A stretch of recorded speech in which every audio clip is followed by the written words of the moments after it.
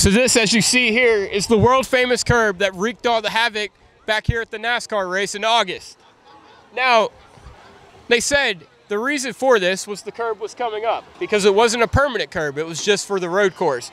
Well, I'm standing here today, and it is permanent. Like, if you see here, I can't take this up. I'm the world's strongest man, and I can't get this up. This is a permanent curb, permanent as a Sharpie. They said they couldn't do it. They said they needed this road for the Indianapolis 500. But we're here at the Indianapolis 500. And this curb is here and here to stay. It's now a new staple of the Indianapolis 500.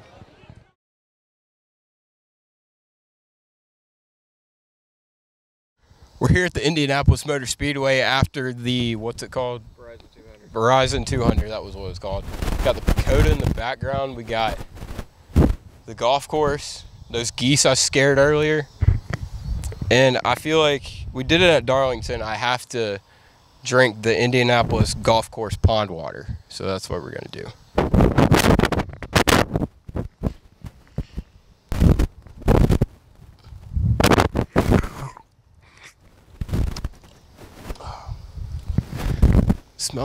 Tastes like it has less STDs than Darlington, but it's still pond water. This is Big Motor Small Blade Podcast. My name's Buddy Pulley, and I hate geese, and you're Seth, and do you like Indy road course or Indy oval? Well, quite frankly, I would rather the drivers have some respect for each other, but I don't really care. Oh, okay. Like I said, this is Big Motor Small Blade post Indianapolis. Yeah, we're at Indy this weekend, and we got sunburnt, so that was fun. A little bit, and we saw a race, and well, we saw three actually. But well, we did see three races. Holy shit! Well, we saw part of them. Roger could do a little bit more in the video board department. Yes, we could get into that a little later. No, I'm talking about that shit right now, motherfucker. Oh, okay. Listen, so he could probably. He leaves them damn video boards on all weekend, all night long, every day during race week. Solely so he can't get a picture of the pagoda at night, though. Solely so I can't get a picture of the pagoda at 3 a.m. But also that money you if you turn them damn TVs off at night, that money you damn save on that electricity bill you got over there, you could put into making the video boards you do have double-sided. So if you're sitting or if you're in the middle of the road course, you could see what the fuck is going on. Because let's be honest, Indianapolis Motor Speedway has one oval race a year. You know how many road course events it has? 4, at least. 4, and we're getting ready to add IMSA. I mean, so, Roger, come on, man. I want some video boards that are double-sided because you can't see shit. But one of the best places to stand is, like, right out of that chicane on the backstretch, and you can't see shit. Can't see anything. You can't hear anything. Yeah. Yeah.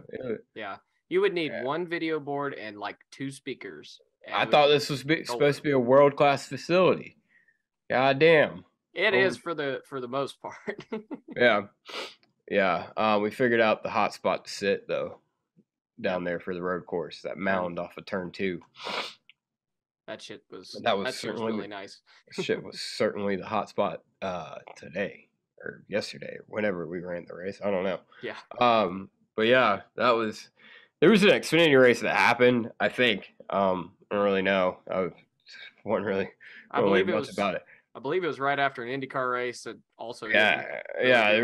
Alexander Rossi snapped the winless streak, and then. AJ Allmendinger snapped my hopes and dreams. Alex Bowman can't restart with a shit, and probably I would imagine a rocket ship of a 17 car, but maybe not. I don't know. I don't know. I feel like Buddy was too hard on the Hendrick boys building their second Xfinity car in 10, 15 years, whatever it was. I mean, it's basically a Gen 6 with a composite body on it, so they can fucking, they seem to have them real figured out last year. Yeah, that's true. Yeah, exactly. But yeah, the Xfinity race, couldn't have anything to do with the crew chief, could it? Who's the crew chief? Oh, Kevin Kevin Mindering? Mindering. Yeah, that was it. There we go. We found the fucking culprit right there. Kevin Mindering, crew chief AJ Allmendinger do a road course win. If you had like even god damn happy. Yeah, Mindering sucks. Fucking Kevin Mindering. Yeah, so the Xfinity races wasn't much to talk about. AJ Allmendinger won, I think his third Xfinity win of the year, and they've all been on road courses. So Colleague's got something going for them for one of their drivers. There's a truck race that happened. We got a thing that we're gonna do, and we'll talk about truck race later. That was a race for sure.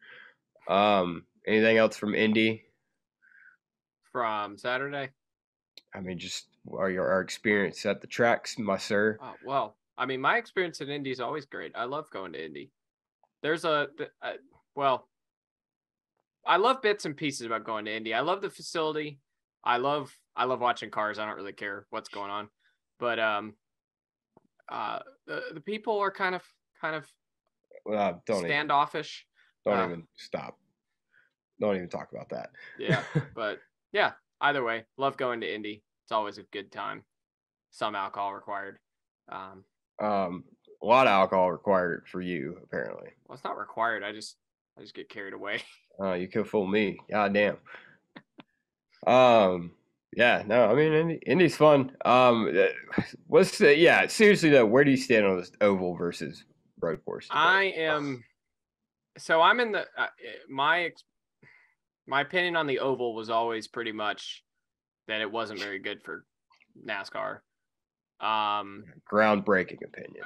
I'm getting there. I don't have a groundbreaking opinion on this because I'm not 100% sure. I definitely want to try the oval again with the next gen car. I think they're gonna have to make some adjustments to it to make it work. The road course, I like the road course generally, but the drivers have no respect for each other, and that kind of diminishes the product a bit in my eyes. Yeah. So I'd love to try the oval again, and then if it doesn't work, I'd be fine with going back to the road course. And I don't mind if they keep it this way. Yeah, I mean, it's pretty. I'd like to see what they do with the oval. I mean, I pitched a hell of an idea. I pitched a hell of an idea to David Land that you probably all saw and thought it was his idea, but it was actually my idea because we hung out with him all weekend.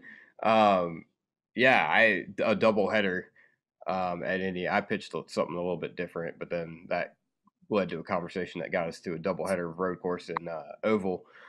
Bush. But man, I don't know, man. Part of me wants to see a race on the oval, but part of me wants to just give a number one finger to all the fans that want to be wishy-washy and talk about, how everybody a couple years ago was all for the damn road course. And then as soon as they announced they were doing the road course, everybody was against it. Everybody was against it. And it's the same thing with Road America and the racetrack that Seth told me not to talk about, apparently. These fans are, y'all know nothing will ever make them happy. So, I mean, there's no point in even talking about it because, I mean, it doesn't matter. My opinion doesn't matter. Your opinion doesn't matter. It's all what the general population says. So, I mean, I don't care. Honestly, you go the oval. Everybody seems to want the oval back. Drivers want the oval back, so I'll go Kevin Harvick. He said he wants it back on the oval. I want it back on the oval. How about that? I mean, Kevin Harvick and Denny Hamlin are two guys that have been very consistent. Like Denny Hamlin, when he lost the 2020 race, was very clearly viewed it as an important. He was race. Consistent as far as his approach to winning this race yesterday. Yeah. See, if I could spin before someone spins me, maybe I'll win. Hey, it's strategy. Bro that's what he did. That's what he was doing in practice. He was practicing his race winning move. He just literally spun out as many times as he could. Yeah. Like I literally do not remember seeing a positive opinion about the Indy Oval. No, everybody hated it. Yeah, I do not remember it until the moment we announced the road course. Yeah. And all of a sudden, everybody thought it was a great. Yeah, I worked a sales job, and they called this fear of loss. I guess, man. Yeah. It's just, I don't know. Or you could throw in Jones effect. They want what they don't have, and IndyCar's got the oval, which I think we can move that pesky IndyCar race that they put on Memorial Day weekend. We'll move that Saturday. We'll do the oval, do it justice. Yeah, we'll do 550 miles just for good. All right, sure. Before I get crucified, that was a joke. I don't that was be the worst idea ever. Let's be clear about that. Some other stuff that happened in Indianapolis that didn't happen on track. The Kyle Busch contract talks went a little. I don't even know what to think about this. It's so confusing. It is every week. It is every week. It's something different. I think I don't know what your perception is on it. I think my perception is it seems more and more likely that Kyle Busch is not coming back, but then. Seems like he's not coming back, but then also it seems like the more Kyle is like, yeah, I want to stay at Joe Gibbs' race, because I mean at Talladega it seemed like he didn't give a fuck. He said he didn't. What he said sounded like he didn't give a fuck, but his emotions behind saying what he said at Talladega clearly meant he gave a fuck. Now he's more in the direction of, well, we'll see. I hope something can happen and whatnot. But everything on the outside is kind of pointing towards he's not doing it. He's not coming back. Yeah, Kyle Busch has been, I guess the way I'm going to put it is Kyle Busch has been the world's biggest shit stirrer this season. Like, he just goes back and forth all the time. He's like, I've been consistent on this. Kyle, you have not been consistent on this. One week you don't give a shit. The next week you're like, I always wanted to stay at Joe Gibbs Racing for under market value. I'm like, bullshit. Well, he never said he wanted to do it. I think it's clear he wanted. I think him being pissed off is clear. He wanted to stay at Joe Gibbs Racing. He wants to stay there. He said he would take concessions and lower his market value, or go lower than his market value in salary to stay at Joe Gibbs Racing. But I don't know if what it sounds like to me is that's a last ditch effort for him to stay at Joe Gibbs Racing. It sounds like to me that. Because Buddy from The Incredibles is looking pretty good right now. Yeah. That's all I'm going to say. No, it's starting to sound like to me that he and Joe have some hang up personally, and it's really getting in the way of negotiations. And Joe's looking over here like, hey, I can get Ty over here for like the hang up $1.5 million, and I can get Kyle over here for 10 or 12. Yeah, well, I mean, the hang up is Ty Gibbs came out of Joe Gibbs's daughter's hoo-ha. So, I mean, that's the hang up there. Maybe that's wrong, but I mean, whatever. Kevin Harvick said, this was kind of what started everything this weekend. Harvick said he would be 100% open to Kyle Busch being a teammate of his, and that him and Kyle get along great now and all this stuff, and that he would elevate the team. And sounded excited about it. He sounded very excited, and Kevin Harvick had a shit-eating grin if I've ever heard one or ever seen one on him. He was answering questions, and he looked like he's like, "My boy, if you knew what I knew." And then Kyle Busch, Parker Kligerman does a hell of an interview. Unlike one of his other NBC counterparts. Boy, oh boy. Yeah. Parker Kligerman does a hell of an interview. He's basically asked Kyle point blank, what do you think about Kevin Harvick's comments? And what's your contract deal? And Kyle's like, no news. I want to stay at JGR. I'll take less money, whatever. But it's nice to hear the nice things being said about me, and it's nice to know that I'm wanted and that they know I can elevate a team and elevate an organization. I mean, if you really read between the lines, if you take these interviews separately, it could go either way. But if you put them together, it definitely sounds like Kyle Busch is at least in very serious talks with Stewart-Haas Racing. Yes. There's no way they're not right now. Because what amazes me now, Kyle could have through the negotiation process and trying to look for other sponsors, Kyle could have started with, I need to be paid my market value, and slowly come off that. And that could be part of the issue with them finding a sponsor for him. I don't know if that's the case, obviously, but what every kind of bit we've gotten has kind of indicated that Kyle always wanted to get paid what he makes now, and up until very recently. And he's he came into the sport. He came into the sport at the perfect time. Well, yeah. Like, But so he get paid bukus of money. But my point is basically that I can't believe there's not anybody out there that would want to sponsor Kyle Busch. So I guess it was the number before, and maybe they scared off some people, and now Kyle's like, okay, I'm gonna talk to Gene Haas, I guess. Well, I mean, Kyle kept dropping the number 20 million. He must have said that 4 or 5 times during press this weekend. That, like, he's waiting for that unicorn. That unicorn ain't gonna drop. If what he says is true, he's lowered his asking value, and it's his last ditch ever. And he's waiting. They're waiting for a $20 million sponsorship to drop out of the sky. And dude, I'm sorry, that's not gonna happen. Yeah, that's not gonna happen in now August. Well, even from the beginning, the most likely option for them was going to be a piece together deal with several sponsors. That was probably going to be it. There's not that many, like, I know Jimmy Johnson. It seems like Joe doesn't want to do that. Yeah, which, I mean, I don't blame him necessarily. I'd love to get the one sponsor. It's rare. Like, we got, Ally came on board for Jimmy Johnson a couple years ago, but outside of that, it's pretty rare to get that these days. Yeah. So I can see them wanting to and maybe holding off a little bit at the start. I mean, like, no later than April.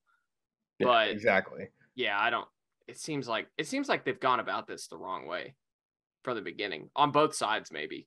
Well, I mean, it depends on what the end goal is for Joe Gibbs. Yeah. So I don't know. It doesn't seem like he's coming back.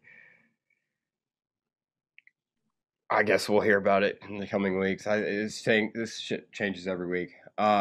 Getting to more on track stuff. What's up with your boy? He got sent through the air like a spinning top into Ty Dillon. Yeah, man, Ty Dillon's trying to win a cup championship. Kyle Larson's coming in there and just cleaning him out. Yeah, I can't believe Kyle's taking this opportunity Absolutely. for Ty Gibbs to win Ty Dillon to win the cup title away from him. I can't believe that. Yeah. Well, no, it got interesting this morning. I'm glad we had to wait till today to record this, because it got interesting today because Bob Pockers reports that there was no sign of mechanical or brake failure on the car. So it's confusing a little bit. The data from the car says that Kyle was on the brakes as hard as he could. So it's not like he hit the clutch on accident. Didn't him when he said on DBC, he's like, I've had a couple times this year where the pedal's been there and then gone and come back. So it could be that. But he was on the brakes and nothing was happening. So sounds like if there was no mechanical issue, it sounds like to me a software issue is what it sounds like. You're talking to the wrong guy to speculate about software issues. Software issue. I'm not the guy to talk about car issues. So yeah. It's just a hell of a hit. Yeah. Like, good Lord. I mean, I forgot. I meant to look at the replay to see it because I said something earlier today. I was like, Kyle should have just hung a left. And he'd have run over Stenhouse in the rear. Yeah, he would have. Yeah, and he didn't want to run over Stenhouse. That's his buddy. Well, he's trying to go. He was trying to go past. Yeah, Ty he tried to miss Ty Dillon. Yeah. And clobbered him. Absolutely clobbered him. And that was a hell of a hit. We both turned around right when it happened, essentially, and got to see the 5 spinning through the grass, and we're like, "What?" Well, hold on, you give us too much credit. Turn around on our own volition. We turned around because the whole crowd was like, "Oh fuck!" Yeah. But yeah, it was nice to see Ty get out of the car. and say that was one of the hardest hits or the hardest hit he's taken, and the cars are safe. Even though that thing was destroyed. Yeah, I think he took a lick. He took a lick. Although he didn't seem like he wanted to talk to Kyle. Kyle went over to check him. He didn't seem like he wanted to talk to Kyle. I mean, I can understand in the moment being like, dude, what the fuck? Yeah. I get it. Yeah. Yeah. I'm not gonna. Yeah, I was gonna say something. I ain't gonna say something. Yeah. I hope this doesn't hurt Ty Dillon's chances of getting the 8 car next year. I know. You know, he's gotta get in and go with the owner over there at RCR. He's gotta. Yeah. I know. Yeah. He's gotta. So this isn't doing. That'd be a fucking powerhouse. Austin and Ty Dillon at. Oh my RCR. God, dude! I watched the fuck out, man. Kyle Busch and Kevin Harvick on the same team? No. Ain't holding 1-2 every week. Yeah, they ain't holding candle to Tostin Dillon Motorsports. Like, hell no. Everybody better be holding their watches. Damn, that team's gonna be lighting the world up. CDR, Childress Dillon Racing. Oh my God, yeah. I mean, they're the same one. I saw Mike Dillon. I want to say something to him. I didn't know what to say. He looks like a fucking bus driver. Anyway, we'll get into a couple of the bigger topics now. Restarts. They were an absolute shit show. This is going to be the reason. This is the validation for those people who are saying we should go back on the oval. And it's not because, fair. I mean, yeah, if it's on a lot of people. It's on NASCAR for, you know, this win and you're in and playoff points and all this, you know, all this shit. Which fine, but it's also on the driver's side not to blow their heads completely off their shoulders. Yeah. I mean, Joey Logano took him like 9 wide. He looked like me in NASCAR 09 at Watkins Glen when I start in the back and I'm like, I'm gonna get to like 20th by turn 1. That's what Joey took, and wrecked a whole bunch of people, and it just accordioned up. Yeah. Well, it's Joey's below the curb before the corner, and Joey's off pit. He's coming off pit road. Yeah, and Joey has to go. Oh, I got to get up to the left of the curb before I can turn the corner. Well, I don't understand what makes anybody think that's a good idea. Because here's the thing. DBC made a good point, and it makes sense. They're gaining spots by it. Like, they do that. They spin a guy out. Caution comes out. Boom. They gain 7 spots. I mean, It's shitty. It's like, yeah, go on your rant about respect. You were bitching about it ever since the race happened. You know. Well, I mean, it's just, you're not like. Nah, I want some fire behind it, motherfucker.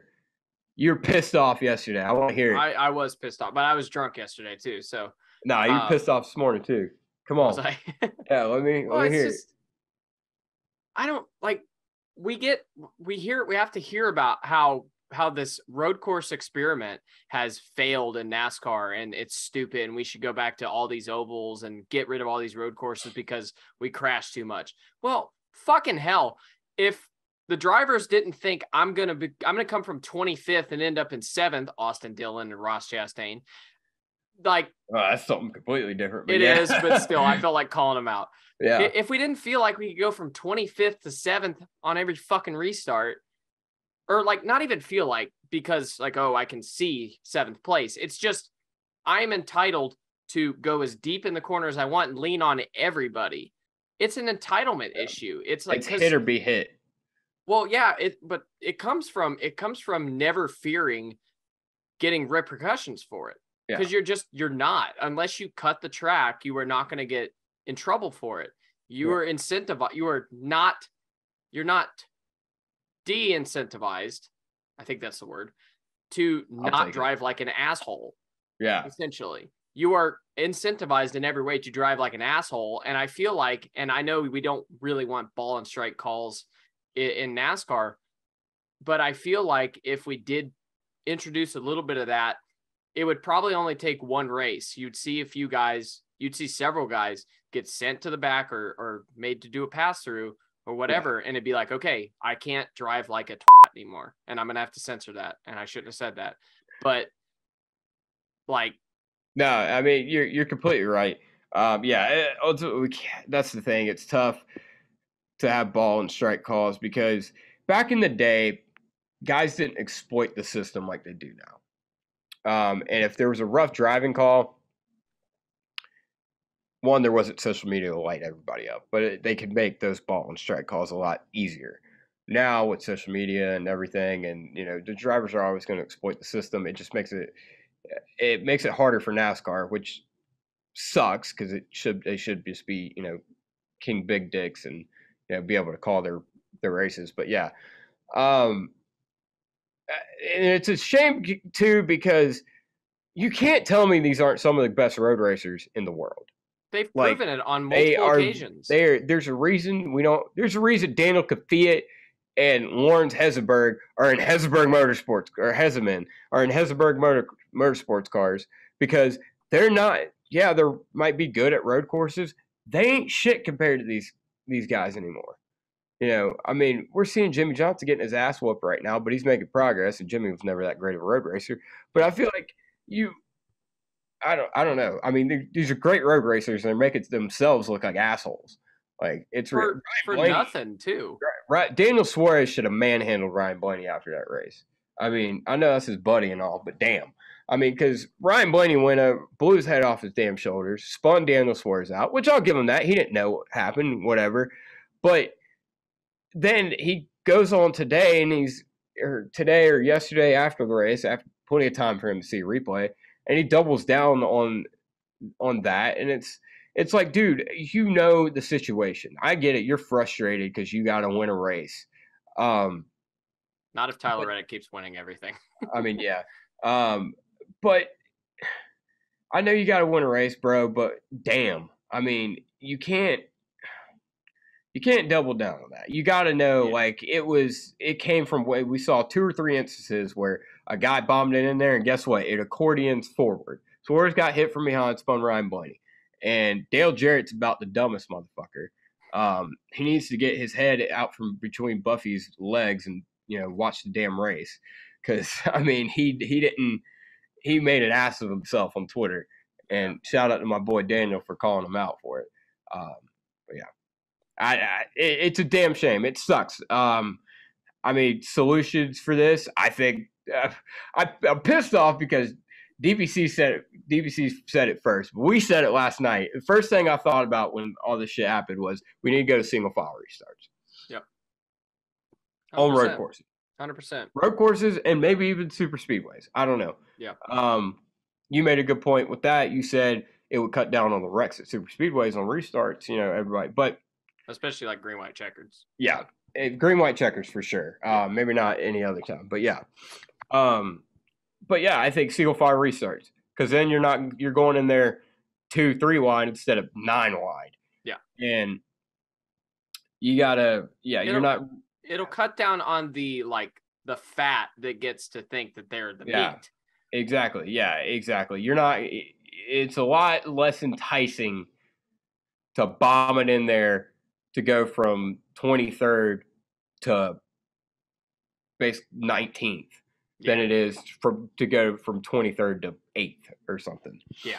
I mean, that's why we don't see these kinds of incidents on IndyCar restarts. Also, they can't get there, but even if they proved they could do it. They did it at not Road America, COTA last year, and they did it on the Bristol Dirt Race. They'll do single file restarts again. I don't see why that's the problem. You already don't do the choose cone. Yeah. So, I mean, which is also stupid.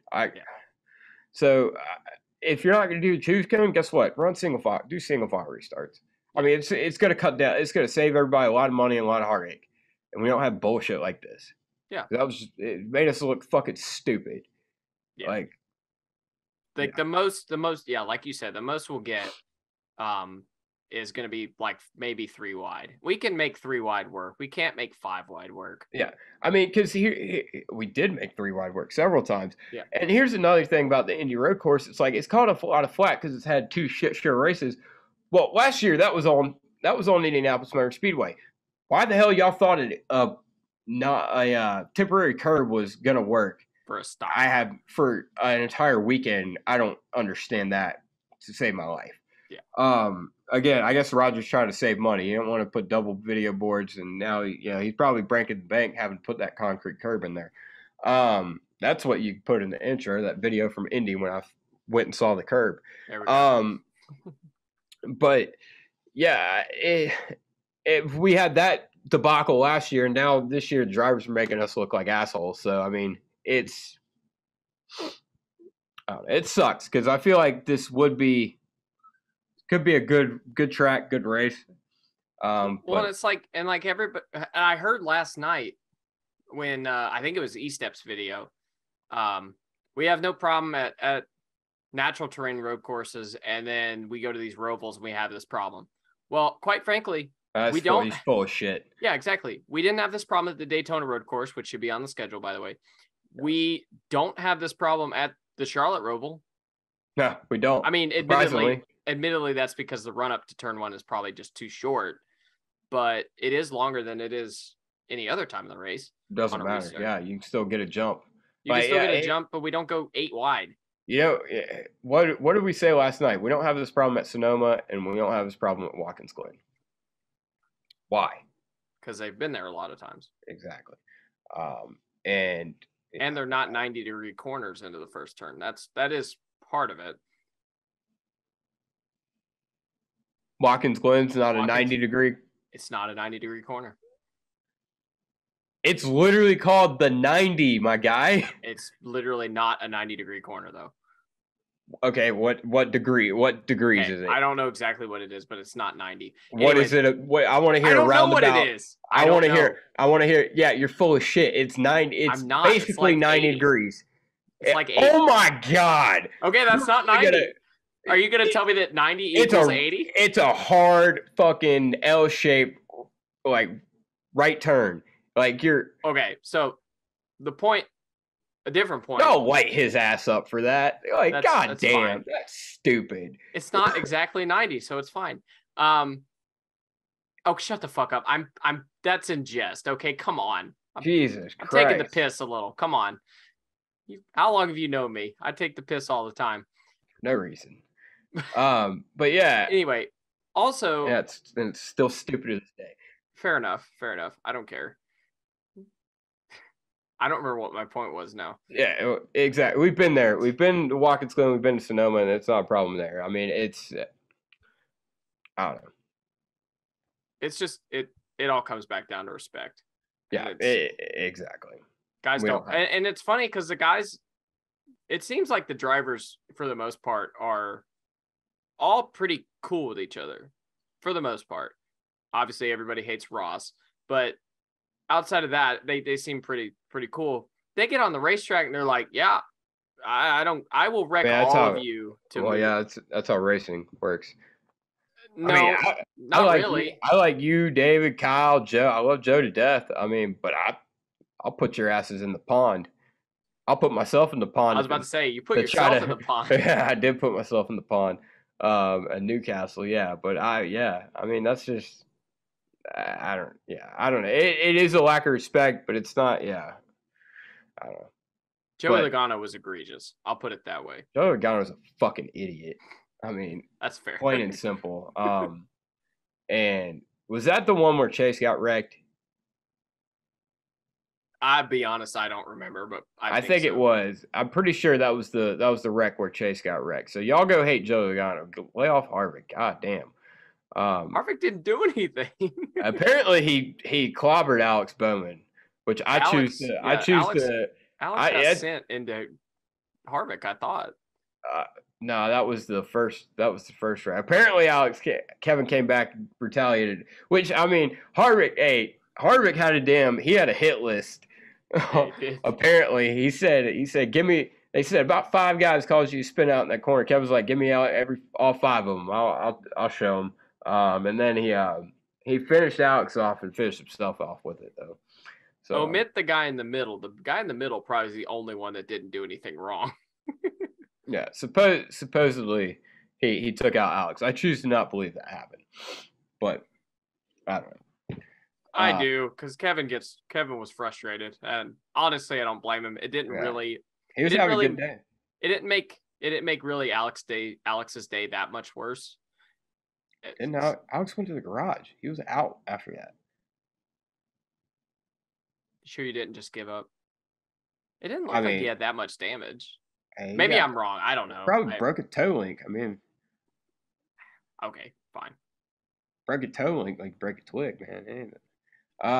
Well, we hadn't had that much problem the past few months with toe links, but yeah. I don't know what happened. It doesn't matter. Ross Chastain, god damn. I'm sick of talking about him. Oh my god. Dude, all right, so if you didn't see it, I don't know where the fuck you've been. But it's only been everywhere. Yeah, he sends it down into turn 1 and just takes the access road and goes from about 4th or 5th to the lead. I mean, did he really think that he was going to get away with that? Like, sounded like he did.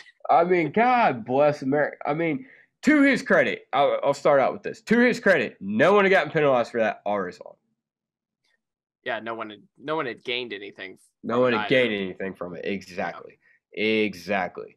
For what it's worth, that was inconsistent from NASCAR. Nobody did get penalized for it. That was very inconsistent from NASCAR. But I don't think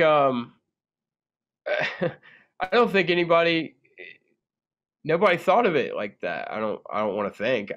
But either way, you got to make an attempt, and that was the difference between everybody else and Ross. Is they at least made an attempt to make turn 1. If they missed it, they missed it.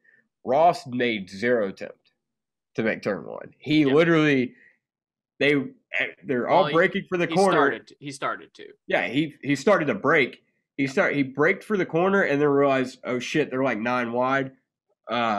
Instead of backing out and maybe trying to get in line, I'm gunning it, going through here.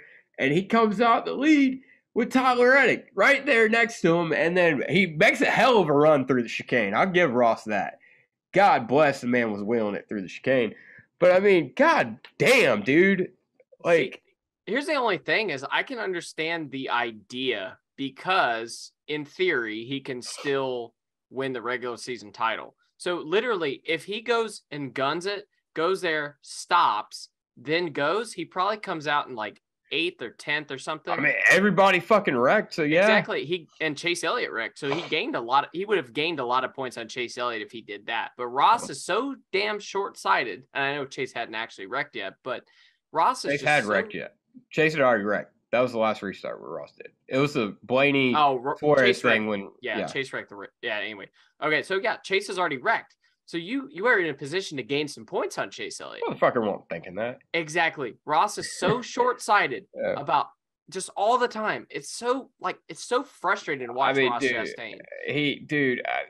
Fact of the matter, here's the thing. He came out, he made that move, somehow thought it was a great idea.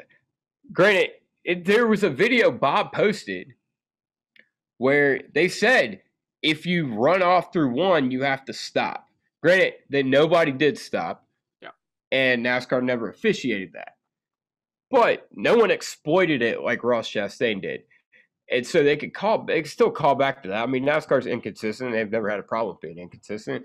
They can call back to that and be like, hey, like, you didn't stop to the thing, and you came out, went from 4th to the lead, and like, you can't, I don't know. Yeah, in NASCAR's defense, which they should have done it consistently, yes. But in their defense, most of the guys that missed it and used the access road had locked them up, all but stopped before it, and then taken it, and they were in the back anyway, and they lost ground. Yeah. So that's like the only thing. And Ross just gunned it and ended up in the lead. So it's definitely different. If you look at his SMT data, he definitely he breaks for the corner and then he guns it. He looks over and he's like, "Oh shit, hold on. I'm about to take this damn lead." I guarantee you he was thinking, I got to beat Reddick out of here. Yeah. And if I was, dude, kudos to Reddit because I would have sent him. I would have been like, hell no. If you come back on the track, first of all, where the fuck did you come from? Second of all, I'm sending your ass. Like, get the hell out of my way. You can't do that. Everybody knew you can't do it. Kudos to Cindric for not sending him because he should have. I would have absolutely. If guy comes back out on track, I maybe don't send him right away. But if I hear on my radio the one car is maybe under penalty or they're reviewing it or he did something, I'm sending him, dude. I'm not letting you affect my chance to win the race because you did something that probably is illegal. Yeah. So guess what? You're done. Like, yeah, especially when he started racing him as hard as he did. Ross's short-sightedness to not think he was under penalty and race the ever-loving fuck out of Tyler Reddick is just unbelievable to me. I can't believe he believed that he really believed that he was completely in the right.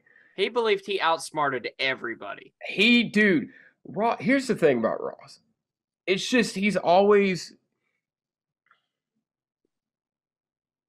he's never consistent with how because he'll get out of the car and be like, man, I just need to be a better driver. I fucked up today. I did this. I did that. But then he'll give the same interviews when he does something else stupid, and he's just like, I don't know what you're talking about. Like, he'll almost forget the race happened, it seems like. I mean, that is what Brett Griffin said. He's like that.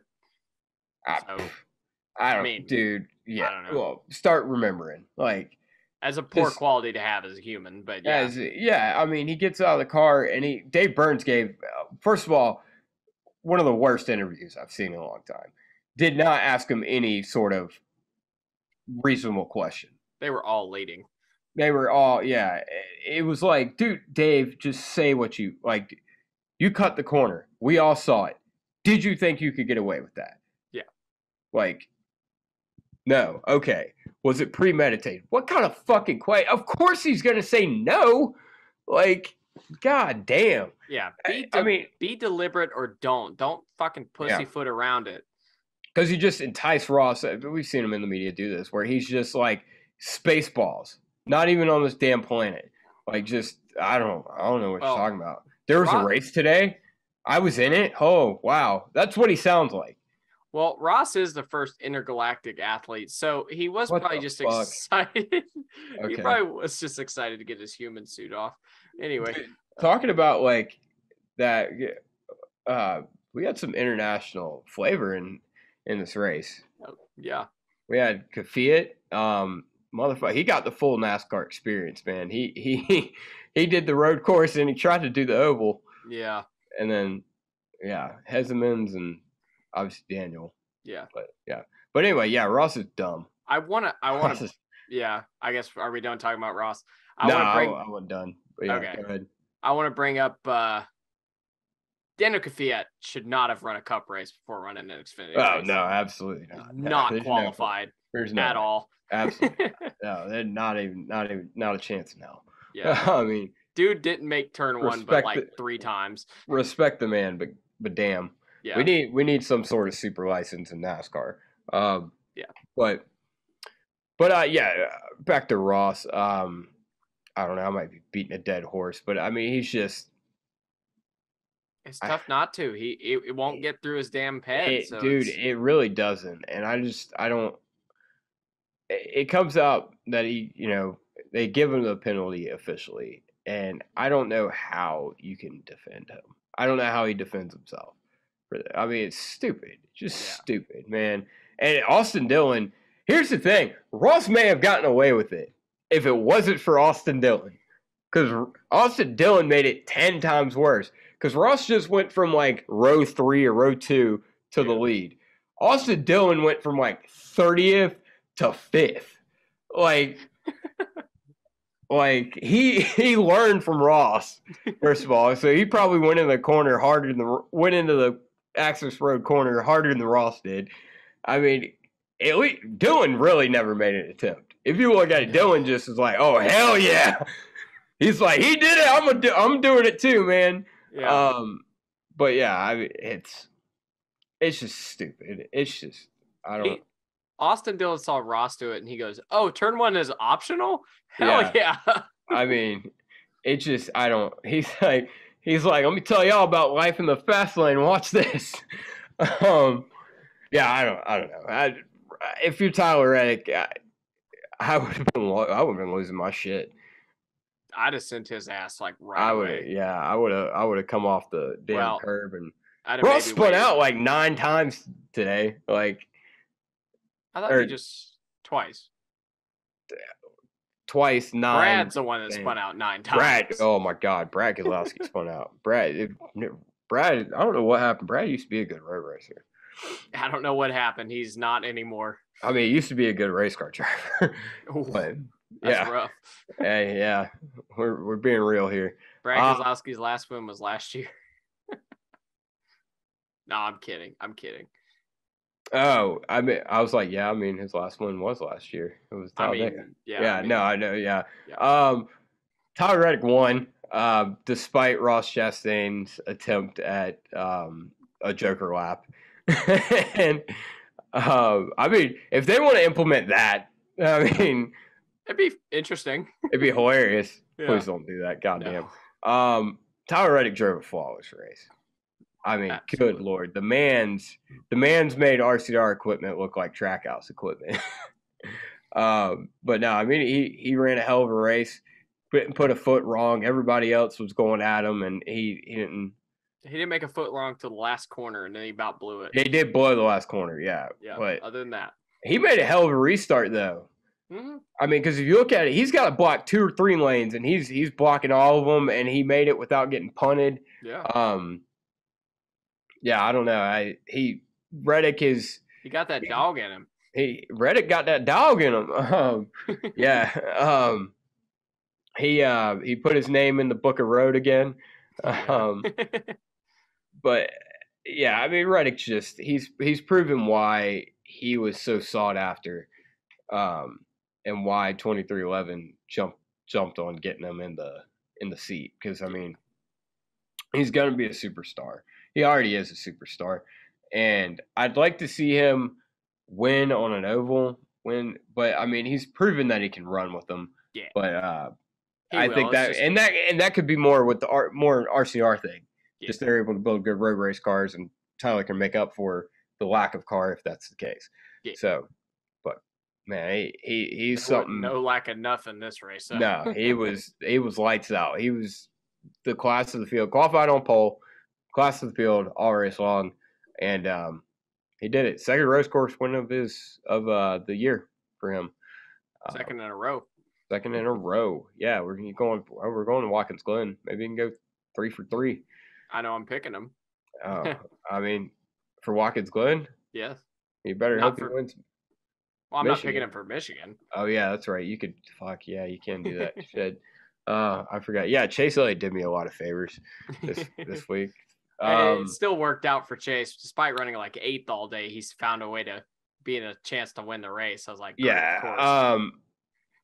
And another thing, this was the first time Richard Childress had spoken to Tyler Reddick since the whole deal happened, which is, I mean, I guess I believe it, but then also that's like kind of wild. And RCR had a quote, Claire B. Lang, and he said, the deal with Reddick, he was like, you know, when Harvick left, you know, we announced it together in 2013, and we went out and won 4 races, damn near won the championship. This didn't happen like that. Richard Childress is full of shit. Yeah. Because I seem to remember Phoenix in 2012 when Kevin Harvick basically put out that he was going to, or it was put out that Kevin Harvick was going to Stewart-Haas, and Richard Childress was livid. Richard Childress didn't even go to Victory Lane, if I remember correctly. I don't know if that's true. I can't remember if that's true, but I feel like I remember something along those lines when Harvick won Phoenix. Yeah.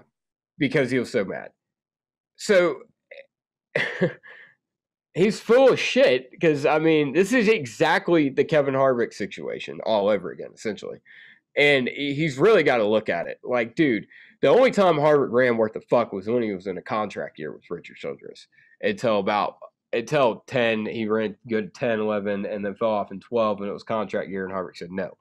And Richard's he told Tyler Reddick no. Tyler wanted a long-term contract. Richard said you hadn't won a race yet, so Tyler left. I mean, it's simple as that. And he's got to know what he's getting a real good taste of what's going out the door. Yeah. I'll put it like that. And telling Tyler Reddick no because he hasn't won a race yet is just the most asinine thing I can think of, because everybody could count the amount of times he could have or should have won. And it's like, that happens. That's normal. That's what we can count on, two hands the amount of times that's happened in the past 15 years. Yeah. Guys have taken a minute to get a win in the Cup Series. But Richard needs to really look in the mirror and be like, hey, the best two talents I've had in the past 20 years have left. In the same way. In the same way. You have to look at that and be like, what am I doing wrong here? But clearly he's not. Clearly he's looking at that as, oh, these entitled asshole drivers or whatever.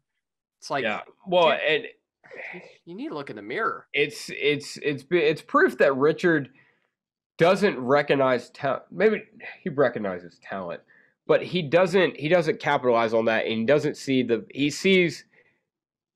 he thinks too highly of his own team, because he thinks, they're not going to leave, and that he can pussyfoot around and try to, negotiate with these top tier drivers. And that's why they go ahead and make these announcements and make these plays to move forward, because it's like they can. There's no negotiation. This isn't Kyle Busch, these are top tier drivers. It ain't Kyle Busch, we're fucking with. These are Kevin Harvick, Tyler Reddick, two of the best.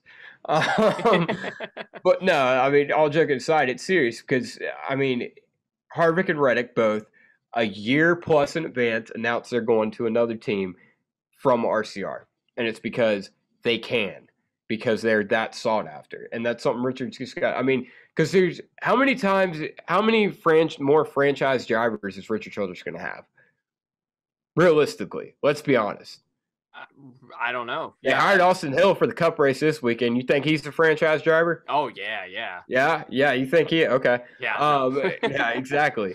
They've had two drivers since Dale Earnhardt. Yep. Since two, and he squandered them. They both walked. Yeah, they've squandered them. It's criminal. Yeah, almost. And Denny Hamlin, as shitty of a weekend he has had in the 11 car, he must be licking his chops after today. Oh yeah. He may build a fucking super team out there. He did. Yeah, he is. He might have Ty Gibbs here in a minute, or Reddick next year. That's a whole nother conversation. Yeah, we'll see about that one. Yeah. Watch my TikTok. I'll put a TikTok about that out there. Yeah. Watch the Big Motor Small Bay TikTok. I've been putting some shit out there, and apparently I'm one of the most underrated influencers. Buddy is killing the game out apparently, there. Yeah. We are. Even though Seth doesn't know how to work TikTok unless he's making JFK butthole TikToks. But we discuss some of the things you talk about on the TikToks. We do. I ask advice. Yeah. Do I take it? No, I don't take anybody's advice. You've definitely taken it because you've quoted me verbatim. I have. But no, Denny made a big boy play, and he might not have a Brickyard trophy in itself, but I bet Tyler will let him hold it. I bet he will. Which is good, because Denny gave his trophy to Chase. So that exchange did happen? Apparently it did, yeah. Okay. I'm surprised Chase even wanted it. Yeah. I get it. Maybe you got a good look at that front bumper that they had sitting outside the 11 hauler, and you realized, damn, they were cheating that shit up. I can't imagine that alone equated to the advantage they had, but no. Denny had, I think he said I had 3/10 on the field, but still, they told you not to do it. It came out that they allegedly told not Reddick, Bell's team, hey, we see what you're doing, don't bring it back. Yep. There was a TikTok that came out, or didn't come out. It was posted June 27th. It was honestly probably Truex at Homestead, or not Homestead, No, it wasn't Truex's New Hampshire car because it was a Bass Pro car. Anyway, Yeah. it Whatever was before that. Yeah. yeah, it was a Truex car getting wrapped and on JGR's TikTok, and you could see the piece of tape right there on the fascia. So I mean, they've been doing it for a while. Yeah. And NASCAR apparently said to Bell's team, "Don't bring that back. We see what you're doing. It's not in the rule book. Don't bring it back." And Yep. they brought it back, and they reaped the consequences. I give Denny credit. He's taking it like a champ. He's like, you know what? We fucked up. We did something we weren't supposed to do. I'll take it. Kyle too. Yeah, but I mean, Kyle Busch got bigger things to worry about. Kyle does not care what goes on this year with JGR.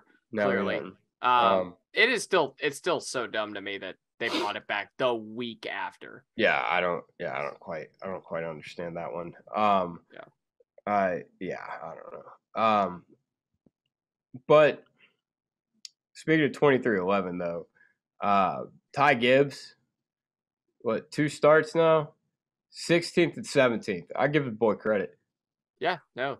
He's despite clearly not being terribly comfortable in the car, which you could tell watching a race yesterday, he's still putting it in a good spot. Yeah.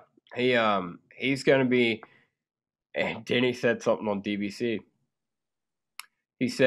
He basically said there's no reason to waste time keeping Ty in Xfinity. Which sounds like to me, the pieces are all coming together because Kevin Harvick and Kyle Busch are making out in the corner, and Kurt Busch is hurt, and we don't know the future on him, and we hope Kurt gets better. But RCR's announcing Austin Hill is making his Cup debut, and then Ty Gibbs is, it's said that he doesn't need to waste time in Xfinity, and Tyler Reddick is already signed to 2311. It's like all these doors are opening up for all these pieces to come together. It's just a matter of whether they will or not. Yeah. But I wouldn't be surprised if Ty Gibbs was in a Cup car next year, based on the comments I heard from Denny Hamlin himself. Based on everything. Yeah. I mean, I trust everything Denny says. He ran 10,000 races and 70% of the field is on Adderall. I trust Denny. Well, Denny does make more sense than he doesn't when he's not giving a post-race interview after getting wrecked out of the lead. Yeah. I mean, outside of those instances, Denny Hamlin makes a lot of sense. Yeah, he does. That's all I had. That's pretty much all I had. Our picks. Bitchin' scale. Oh, okay. I wanted to go into this because I got one right finally. Fuck you. Dude, yeah, this is the bullshit. This is some bullshit because I was finally making a comeback in these damn picks. And I made some really good inroads last week. I was like, man, I ain't picked a winner. Had I picked a winner all year? I don't know that I had. No, I hadn't picked a winner. The only one that Scott won was me. You at California. Yeah. And I hadn't picked a winner all year, and I finally get a win. And then you just... I don't know. I hit on it. I laughed when Tyler got the pole. I was like, I am a fucking genius, boy. Yeah, dude, it never fails that our picks are running right there with each other. Always. It's for like the past 2 months, right? Yeah. It's unbelievable. So you picked Reddick and won, and we're going to Michigan, right? Yep. You said you got your pick ready? I do have my pick ready. So it's more of less who I can and cannot pick. I'm gonna go with William Byron for this week. Okay. I'm not 100% confident in that, but we've been like manufacturing these, so yeah. I think you'll be up there at the end. Michigan. I'm trying to think of a track that was like Michigan. I don't even know who I picked and hadn't picked yet. God. I looked through mine. Hell, I don't know. Damn it, William Byron would have been a good pick. That's why I picked him. Yeah, fuck off. Have I picked Denny Hamlin? I swear you have. I probably have. Yeah, I think you did. Yeah, I did. Yeah. Yeah, I picked him at I picked him somewhere. man, I've used all my good picks, and they've all been great picks in the moment, and they just haven't flourished. They've just been one-upped. I think I'm gonna go with who'd you say, William Byron? Yeah.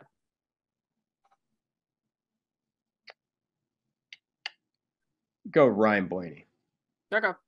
Ryan Blaney. That seems like a good one. That's solid. Bitch and scale. Where are you putting on the bitch scale? I'm gonna put it at an entry to turn 1 single file. Single file, entry to turn 1. You're putting it. I mean, that's like top of the top, but all right. Oh, is it? I guess we didn't say what the top and bottom are. The top is fucking our boy Rick respect. Ware. Okay, yeah. The top is our boy Rick Ware. Rick Ware, nice guy. Love Rick Nicest dude. Ware. Really is one of the Yeah. nicest dude. We met him on Saturday and Sunday. Yeah. And just sweet as could be. And we've gained a little bit more respect for him. Yeah, stop giving my boy Rick shit. If you guys want some Rick Ware merch, it'll be up at the end of the year. Yeah, I'll beat your ass. Don't talk shit about my boy Cody or my boy Rick. So yeah, we'll put it up at top of the board being Rick Ware, bottom of it being Ross Chastain. Yep. That's a fair assessment. All right, so where are you putting it? Single file restarts? I am, but that to me means like upper 70th percentile. Okay. All right. Essentially. That's higher than I would have given it. I'm giving it the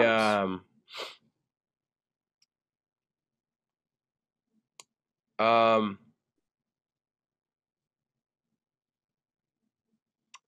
giving it all right, so the Indianapolis golf course pond water was significantly better than the Darlington swamp water. So I'll put it at the Indianapolis pond water. All right. Sounds good. Who's your sundress? And who's your dumbass? Okay, so who's your sundress? I have 2 sundresses. Jesus Christ. I've got Harrison Burton and Bubba Wallace. So Harrison Burton, because he's been nowhere this year, but he got a top 3 finish. That's awesome. He finished third? I thought Gillen finished third. No, he finished third. Oh, okay. Ty Gillen would be a good sundress. Doesn't matter. Rookie. How about the rookies, man? I'll give it to all the rookies. Yeah, hell yeah. They finished second, third, and fourth. I mean, Cedric was kind of given, but that's Ty Gillen was fast all weekend. Yeah, he was. He was good, and I give him that. My sundress. Well, hang on. I have 2 sundresses. Bubba Wallace is my other one because God knows he's the worst road course racer on the schedule, and he got a top 5. So on the schedule, on the circuit, in the field. Yeah. Sorry. There's a lot of nominees for the sundress this week. Rick Ware, like I said, was a good one. NASCAR Chasm, met him. That was fun. You could give it to Daniel Kvyat, just for being here. That was big. That was big. He was the first Russian back in a top tier motorsports ride since everything happened over there. So it's take what you will about that, but it's big. Yeah. Big deal. It's always cool to have a Formula 1 driver in the Cup. Yeah. So my sundress is gonna be. I gotta come up with these things beforehand. What up, Happy? Happy, you want to be my sundress? Just go with Todd since I didn't go with Todd. I ain't going with Todd Gillen. That's too easy. I'm giving it to.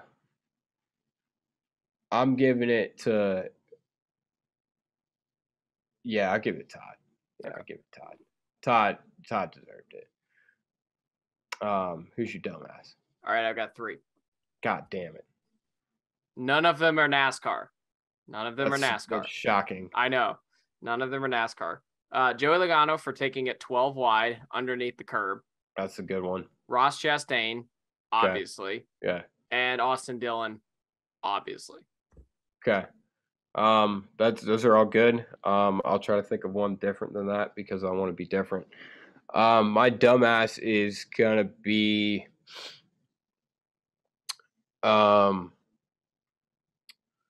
David Land for not telling us that he left the media center and that